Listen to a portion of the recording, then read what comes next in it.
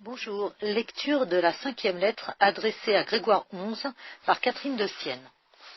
Au nom de Jésus crucifié et de la douce Marie, très saint, très cher et très doux Père dans le Christ, le doux Jésus, moi, votre indigne petite fille Catherine, la servante et l'esclave des serviteurs de Jésus-Christ, je vous écris dans son précieux sang, avec le désir ardent que j'ai de voir en vous la plénitude de la grâce divine, de telle manière que vous soyez par le secours de cette grâce l'instrument, le moyen qui rende la paix au monde entier. Oui, je vous le demande, mon doux Père, agissez avec zèle, avec faim et soif de la paix, de l'honneur de Dieu et du salut des âmes. Servez-vous de votre puissance et de votre vertu. Et si vous me dites, mon Père, le monde est si bouleversé, comment lui rendre la paix? Je vous répondrai de la part de Jésus crucifié, il faut employer votre puissance à 3 choses principales. Il faut d'abord arracher du jardin de la Sainte Église les fleurs qui répandent l'infection de l'impureté, de l'avarice et de l'orgueil, c'est-à-dire les mauvais pasteurs et gouverneurs qui empoisonnent et corrompent ce jardin. Hélas, vous qui êtes notre maître, usez de votre puissance pour arracher ces fleurs, éloignez-les pour qu'il n'y ait plus rien à gouverner, et qu'ils s'appliquent à se gouverner eux-mêmes dans une vie bonne et sainte. Plantez dans ce jardin des fleurs odoriférantes, des pasteurs et des gouverneurs qui soient les vrais serviteurs de Jésus-Christ et les pères des pauvres, ne cherchant que l'honneur des dieux et le salut des âmes.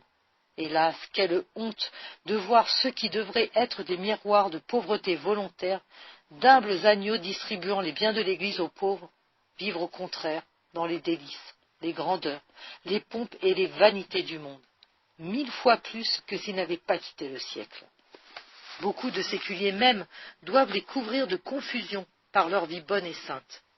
Mais il semble que la souveraine et éternelle bonté veut faire de force ce qui n'est pas fait par amour.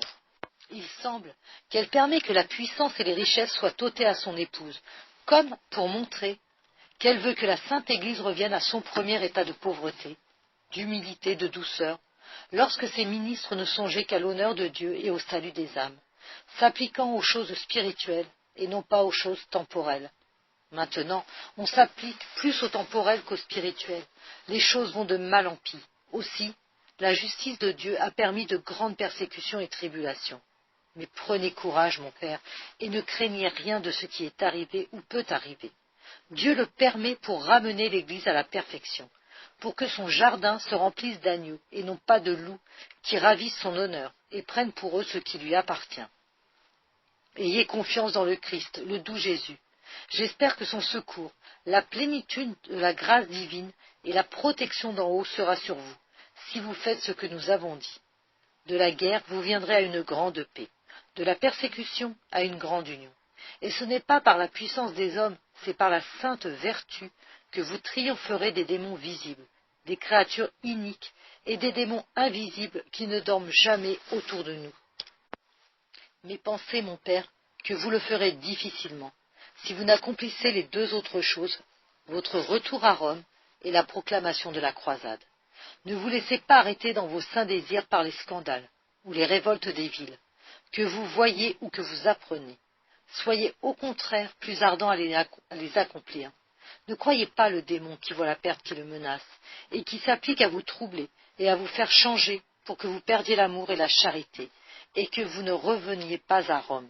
Je vous le dis, mon Père, dans le Christ Jésus, venez bien vite, comme un agneau plein de douceur, répondez à l'Esprit Saint qui vous appelle. Je vous le dis, venez, venez, venez, n'attendez pas le temps qui ne vous attend pas. Alors, vous ferez comme le doux agneau immolé dont vous tenez la place, sa main désarmée à tuer nos ennemis. Et il ne s'est servi que des forces de l'amour, il n'a songé qu'aux choses spirituelles et à rendre la vie de la grâce à l'homme qu'il avait perdu par le péché. Hélas, mon doux Père, c'est avec cette douce main que je vous dis et vous conjure de venir vaincre nos ennemis au nom de Jésus-Christ crucifié. Je vous le répète, n'écoutez pas les conseils du démon qui veut arrêter votre sainte et bonne résolution. Soyez un homme généreux et sans crainte. Répondez à Dieu qui vous appelle à venir habiter la ville de Saint-Pierre, le glorieux chef dont vous êtes le successeur.